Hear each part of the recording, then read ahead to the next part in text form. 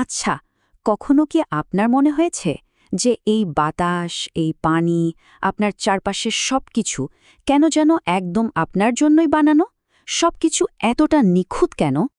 জানি, প্রশ্নটা অনেক গভীর, আর এর উত্তরটাও কিন্তু লুকিয়ে আছে এক বিশেষ জায়গায়, পবিত্র কোরআনে। সূরা আল বাকারার ২৯ নম্বর আয়াতে আল্লাহ নিজেই এর উত্তর দিচ্ছেন। তিনি বলছেন, পৃথিবীতে যা কিছু আছে তার সবকিছুই তিনি আমাদের জন্য সৃষ্টি করেছেন। কিন্তু এখানেই শেষ না।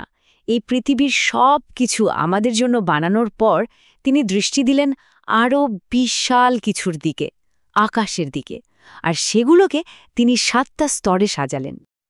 আর এই যে এত বড় একটা সৃষ্টি, এর সব কিছু যে তার নিয়ন্ত্রণে, সেটা বোঝানোর জন্য শেষে তিনি বলছেন যে তিনি সবকিছু সম্পর্কেই জানেন। পুরো আয়াতটা একবার একসাথে ভাবুন তো, কি অসাধারণ একটা ঘোষণা।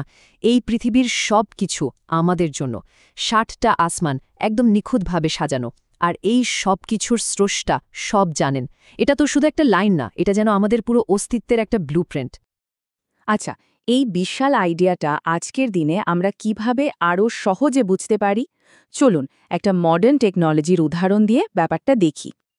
ধরুন, একজন জিনিয়াস সফটওয়্যার ডেভেলপার, সে কোনো অ্যাপ বানানোর আগে কি করে? একটা পুরো অপারেটিং সিস্টেম তৈরি করে, তাই না? এই পৃথিবীটা হলো ঠিক সেই রকম একটা অপারেটিং সিস্টেম, যেটা বিশেষভাবে আমাদের জন্য বানানো। আর এই সিস্টেমকে সাপোর্ট দেওয়ার জন্য সে একটা বিশাল মাল্টিলেয়ার্ড ক্লাউড সিস্টেম বানায়, অনেকটা ওই ৭ আসমানের মতো। আর সবচেয়ে ইন্টারেস্টিং ব্যাপার হলো, ওই ডেভেলপার যেমন তার কোডের প্রত্যেকটা লাইন জানে, ঠিক তেমনি আল্লাহ তার সৃষ্টির প্রত্যেকটা খুঁটিনাটি সম্পর্কে জানেন।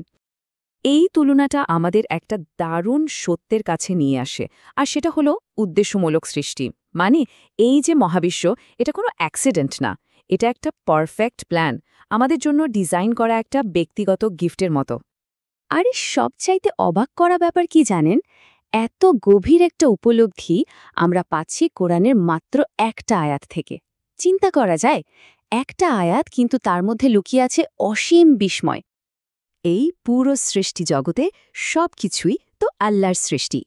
এই অসাধারণ যাত্রায় আমাদের সাথে থাকার জন্য ধন্যবাদ। দেখা হবে পরের আয়াতে নতুন কোনো বিস্ময় নিয়ে।